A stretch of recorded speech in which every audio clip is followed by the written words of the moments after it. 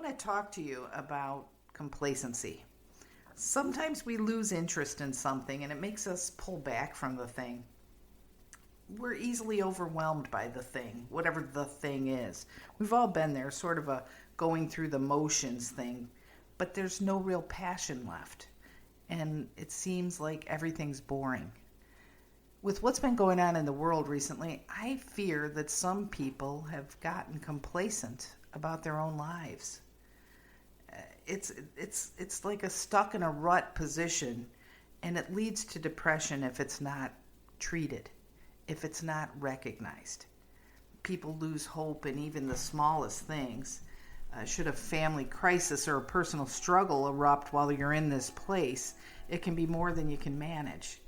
It sounds crazy to quote suicide statistics while speaking of complacency, but the reality is that many people are succumbing to despair and ending their own lives. Our suicide rates are climbing right now.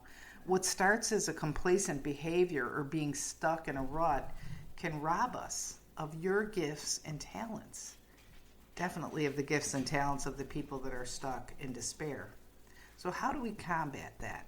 That's what this podcast is about. We're going to talk about ways to overcome that complacent spirit, and hopefully overcoming that will change everything. So I've invited my wonderful friend Kim Gibson to talk about this with me. Thanks, Kim, for coming. Thank you for asking. You know, it's time to spread some solution. There's so much misinformation in the world today that nobody really knows what to think anymore. And that feeling of being on rocky soil is robbing them of confidence and courage and chutzpah. Remember Yes. that old word, chutzpah? Yeah. So first of all, I want to ask you a question. Have you ever been in a place of like complacency or just flatness yourself? Oh, absolutely. And I think COVID, I found myself in a very complacent spot. In the very beginning, my husband teased me because he came home. I had all the windows open and the back sliding glass doors open, and I was sitting outside coloring. He's like, "God, you love this." Isolation. Isolation. But then I allowed myself to stay there. And You stopped coloring yes, too, didn't you? Yes, Yeah, I did. And when the world started to slowly open up, I resisted going back out into it. Yeah. Well, let's talk about solution on this podcast, if Okay. that's good with you. Because the good news is, if you know complacency and you're listening to this podcast, chances are good that you've known the opposite. You've known success in living. And this can be success in your career, in your family, in your spirit life, anywhere.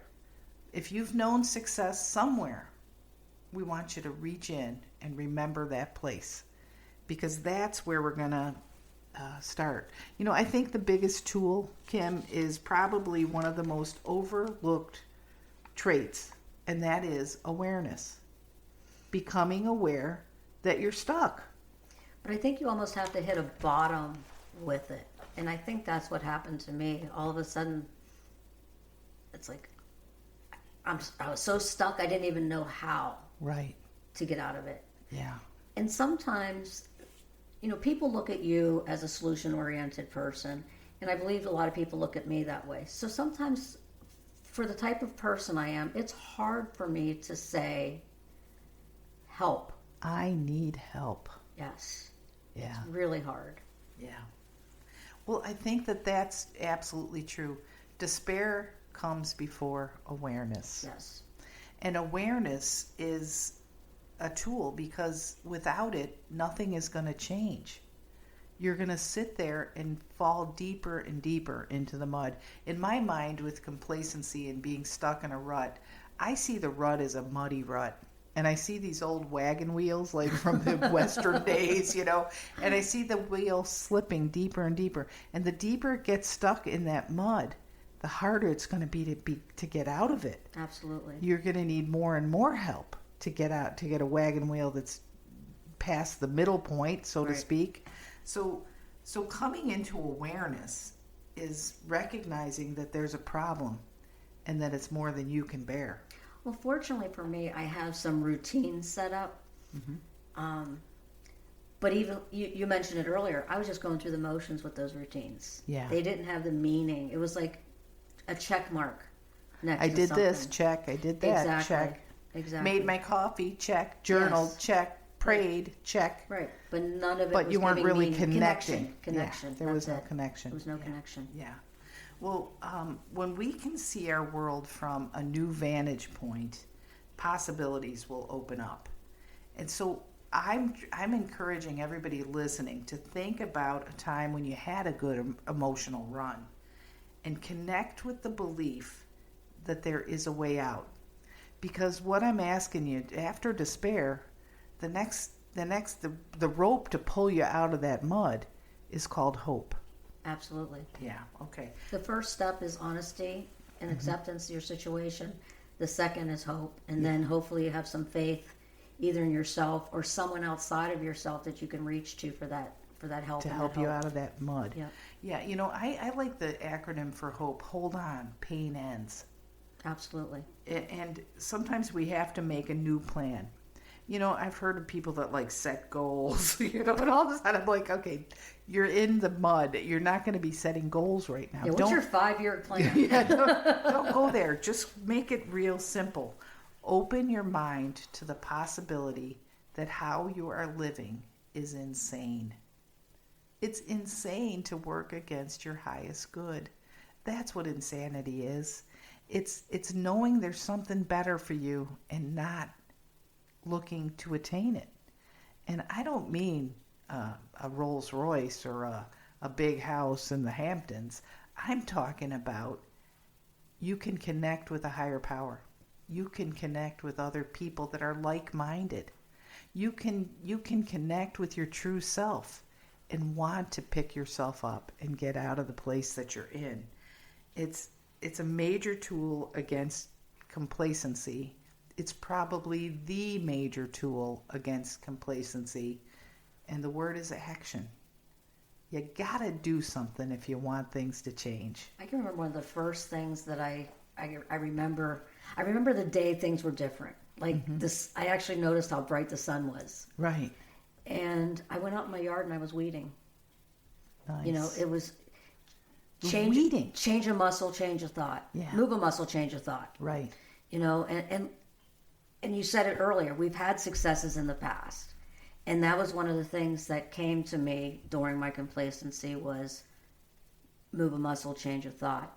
And I went outside and I weeded, which, you know, it sounds so mundane, but it was different. I moved the muscle. I did something different. Did you see a butterfly that day? It was the sun. I when I think back to that day, I just remember the sun being brighter. Yeah.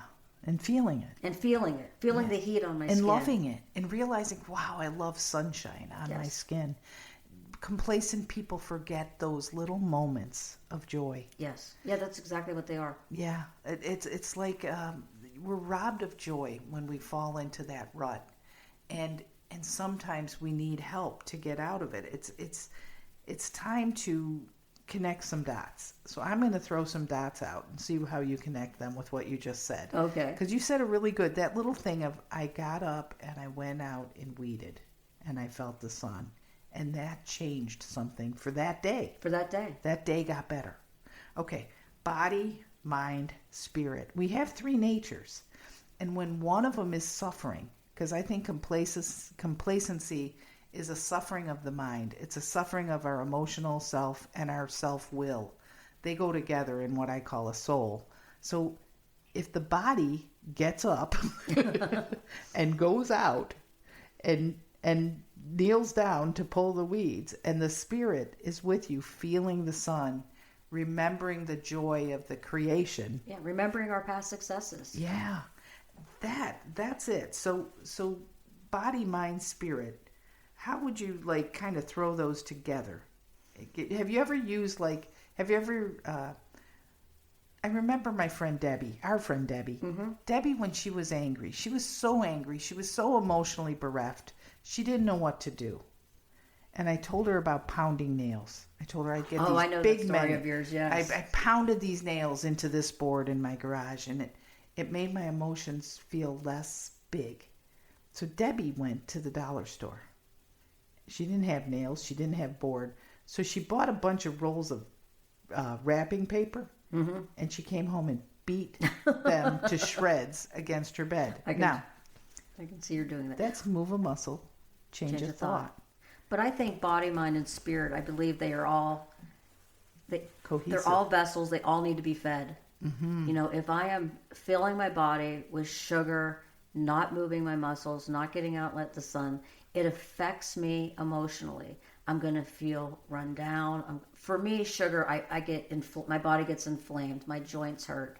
So if I'm not taking care of the physical side, my emotional and spiritual are going to suffer. Right. Same if I'm not taking care of my mental by connecting with my friends that are on the same path. That also want success. Exactly. For you too, not right. just for me. So I want if I'm it for not you too. doing that, yeah.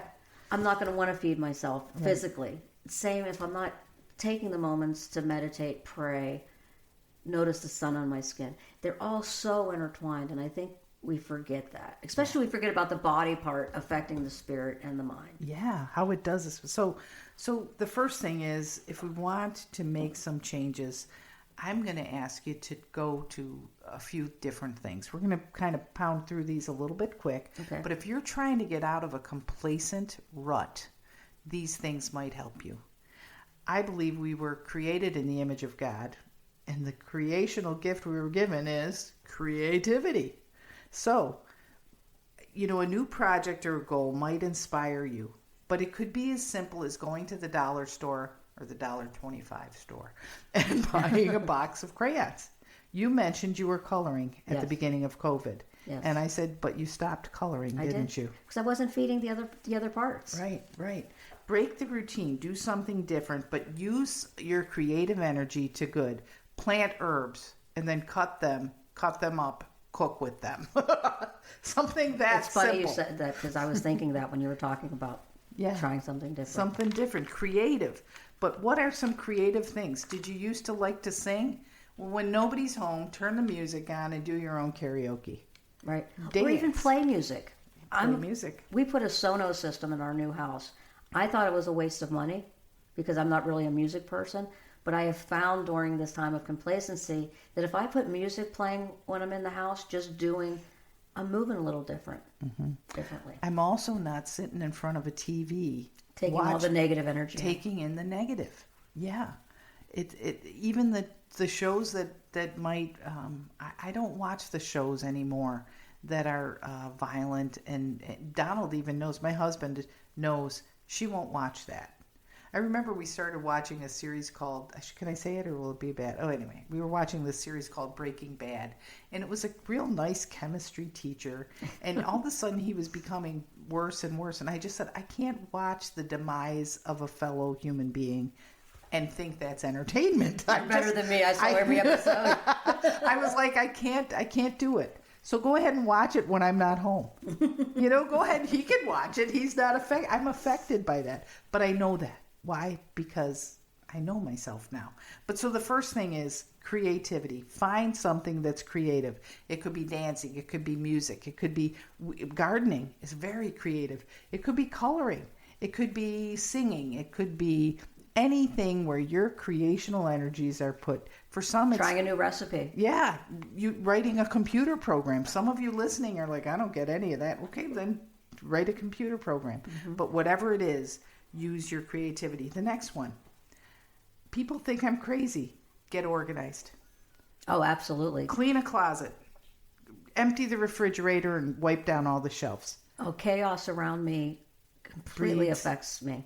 God is not the author of chaos. So chaos goes against our best interest. Absolutely. It's order is better True. For us, for our minds. Even for little guys, like my little grandson, when he would have toys everywhere, he would be, kind of acting bad. Right. When we'd clean up the toys, he got in a better frame of mind. It was very easy to watch, but getting organized. Okay, the next one, communicate. Tell on yourself. Tell somebody where you're at currently and ask for help so that you can get a new approach. I've always said, if you can't change your attitude, change your approach. That makes sense. Yeah. I suffer from depression. I always have. I truly believe it's centered in the body. I believe there's, genetically I'm prone to it. And I can remember early on in my husband's relationship, he does not understand depression. And I can remember early on saying, you need to know this about me. And we really had a long conversation about what his role is in helping me with that. Mm-hmm. And so now he's very good at saying, or I'm very good at saying to him, I'm in a bad place. His response is, do you need anything from me? Mm-hmm. And sometimes I do sit next to me. Sometimes I just need him to get the hell out of my space. Yeah. That's okay. But, and, that's funny because I think that for something like that, the big one for the person on the outside looking in, don't take it personal. That's what the conversation was. Your depression is not about me. Right. But I love you, so therefore if I can help with it, I'm available. Right. But it is not about me. I didn't cause it. I can't cure it. It's kind of like those 3 C's of the Al-Anon people that they say, I can't change it. I didn't cause it and I can't cure it. But if I can help you, I will. Let me know. Yeah. Okay. How about this one? Look for someone else to help. If you're stuck, look for someone else to help because there's somebody more stuck than you. I watch Dr. Phil. It's mine and my husband's little secret. Yes. We tape it. We don't watch every episode. If it's too political or something like that, we delete it and move on. But he is always saying that the people that are there really on a pity pot, go out and help someone. Go, if it's a woman, go to a woman's shelter. Do this. It is absolutely Success is contagious. Yes. Success is contagious. Pity pot, I just want you to know you're using a toilet seat as the halo. Not a good image, but it's a good way for you to get off it. Okay, I think the next one leads right from that, going out to help someone else, the attitude of gratitude. What's good right now? That sun on your back that day was good right now. Absolutely. And you might have seen a flower that you would have missed. Yes. We have weeds in our grass that grow. And one of the weeds produces this flower that is so minuscule and minute. My friend Sherry Hickman, who's a horticulture expert and a professor at Indian River State College, always tells me what it's called. I haven't retained the information. But anyway, if you pick one, Kim, it looks like a very little tiny orchid. It's absolutely beautiful. And now I like the weeds in my yard. All about perception. They're going to get cut when we mow the lawn. They go away, but when they're growing and they're sprouting up faster than the grass you around see them differently now. Oh, I love them. But that's my attitude of gratitude. Right. But I had to inspect and look at I have to say, when someone starts talking about gratitude, I'm a half-empty kind of person in the class. Mm-hmm. And over time, I've changed that. But for some reason, when someone says attitude of gratitude, what are you grateful for? I get a little not the word, defensive isn't the word, but I get a little I stiffen uncomfortable. Up a little bit. Okay. Yeah. And I don't know what that's about. I will force myself to think of things, but I naturally do not want to do it. This helped me with gratitude. I think gratitude is about my relationship with my higher power. Okay. It's thanking the higher power for the good things in this world that affect me. So it's very me-centered. Okay. You know what I mean? Do me. I can talk about me. But gratitude is very me-centered. It's the difference for me between praising the higher power or honoring the higher power. Okay. Honoring the higher power is all about the higher power. Like, God, you are really awesome. Good job today. Yeah. You know what I mean? Wow, look at that tree you made. That I would not have noticed that tree because it's not about me. Right. As I'm driving down the street, but I'm like, good one. Oh, you definitely hit it. Okay. I'm sitting here inside going, oh, yeah, that's what it is. Okay, so gratitude is it's a way out of selfishness, but it's a slow walk out. Okay, now here's the next one right away. We're going into hook up. Seek the divine, wherever that leads you. You guys know my spirituality. I don't hide it. Right. That's who I am. That's how I got there. I don't know if there's another path, but I know this. If you're not seeking, you're not on any path, so you're not going to get there. There's a saying, God could and would if he were sought. And I really believe that it is in the seeking Yeah, the seeking is the deal. Yes. It's not in the finding necessarily. No. You know? So I'll tell you what, I always think of Mel Fisher. We're on the Treasure Coast of Florida. Those of you listening from somewhere else, Vero Beach is in the heart of the Treasure Coast. Mel Fisher had his big find of the Etosha right off our coast. And you know what they delighted in? They delighted in these seeds they found. They were 350-year-old seeds, and they couldn't wait to plant them. I mean, yeah, they were pulling off tons of gold and silver and precious stones and stuff like that, and pearls and stuff like. But what the guys that got old, Right. the gold and silver, that got old. But when they found a It was comb, expected. The gold and silver was expected. when they found a comb from one of the people that lived 350 years ago, those were the delights for the crew. And I always have to remember that, seeking is about the minuscule as well as the grand. Absolutely. Yeah. Okay. Here's the other one. Say yes to connecting with others. It's so easy to say, I can't today, I'm tied up. You were caught in that, weren't you? Oh, absolutely. Yeah. Absolutely. And So when the friend calls and says, can you meet me for lunch? What do you say? absolutely. I look at my calendar. I live and die by my calendar, and if it's in there, I'm going to show up. But I am horrible at. There's a mutual friend of ours that always has these women get-togethers, and she'll call me and tell me what it is. I'll put it on my calendar. But I will tell you, 80% of the time, when the day approaches, You don't want to go. I don't want to go. But see, that's okay. Not everybody. I have a child. One of my children is built for tons of people. The other one is built for a couple close friends. Knowing who you are and what you're comfortable with is part of connecting. So if you can't just go and be in that crowd and be, I sometimes am not built for a lot of people. Maybe I have a lot going on in my personal life or in my spirit, but I might make an appearance, but I won't stay. And sometimes I won't even make the appearance, but maybe if I'm not going to make an appearance, I drop something off. Like the one friend you're talking about, I might drop off a dish. Right. And say I won't be able to make it, but I just wanted to bring something to make sure it's a success and That's blah, blah, blah. But That's good insight. it's okay to not want to be in a crowd. It's okay. Well, I have that annual Christmas party every year, and it gets fairly big. It's about Yeah. 100 people once the night is over. And I resisted this year, really resisted on not wanting to do it. My husband is very, we invite all walks of life. Yeah. We'll have homeless people to judges Right. at our open house. And this year, I went with my husband and I said yes.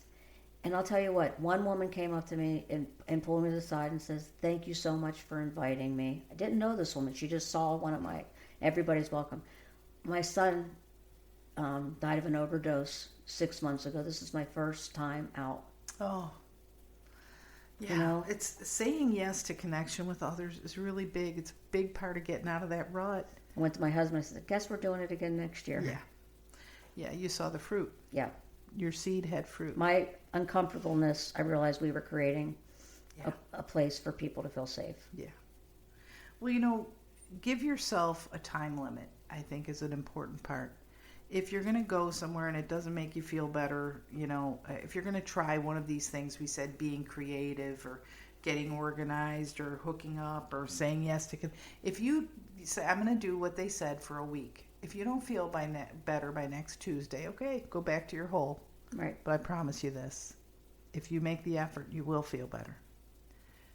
And I'm going to interject here a little bit because I truly do believe my depression is from medical. I've really gone into DNA. My journey on this. Yeah. I've researched. I do genetics. I've had genetic studies done on me. All sorts of things. If you do go back in there and you do try a couple of things and you're finding it doesn't pull you out, it may be. You might need professional help. You definitely will need professional help to pull yourself out of that, and that's okay. Yeah. It's a chemical imbalance. It is not about being good or bad or anything Well, else. my journey with this simple chemistry. Change of thought, because I really thought it was a moral dilemma. Oh, I thought my goodness. depression was a moral dilemma, and it was about probably 15 years ago now. I went to my psychiatrist, and I said, you go to someone's sick, and they go to the doctor, and they say it's in your head. Yeah. This is psychological. It's not really manifested. So I went to my psychiatrist, and I said, is it possible that my depression is based on something physical? She says, funny you just mentioned that. I just came back from a seminar, and it was all about this genetic testing, to the point where they can genetically test you to see which medications will work better for you with the chemistry in your brain. Wow. But through that journey, I've now found that genetically am predisposed, just like I'm predisposed to be heavy. Predisposed to diabetes, predisposed to heart disease. Exactly. Yeah. So don't be hard on yourself. Exactly. That's what I learned then. And get the help you need. You know, complacency is going to strike all of us. Don't go deep with it. Don't let that wheel get so stuck that you think that you'll never travel to success again. When you see it, when you first get that first moment of clarity that you're in the dark again, start fighting. When the awareness comes, take some action. Absolutely. Take some action, because we need you in this big world. We need your input. We need your gifts. We need your talents. We just need you. In complacency, you're never gonna stay still. Mm-hmm. It's not like, okay, you're gonna stay in let's say a scale of 1 to 5, and you're at a 3. You're not gonna stay at that 3. Yeah. You're just gonna keep sinking. It's progressive. Progressive. It gets worse, never better. Without help, it gets worse, never better. Well, Kim, thanks so much for talking with us today. We're gonna wrap it up. And listen, you're not alone if you're feeling stuck in that rut, but that rut has 2 sides, and we'll help you crawl out of it. Amen. Yeah. It's time to take addiction out of the shadows and shine the encouraging light of recovery on everyone affected. Good Seed Podcast is powered by BethWE.com, a nonprofit ministry based in Vero Beach, Florida. We'll start the uncomfortable conversations that turn despair into hope and complacency into action. Connect, communicate, and thrive with us. Check us out online at BethWE.com. Thanks for tuning in. We'll talk again soon.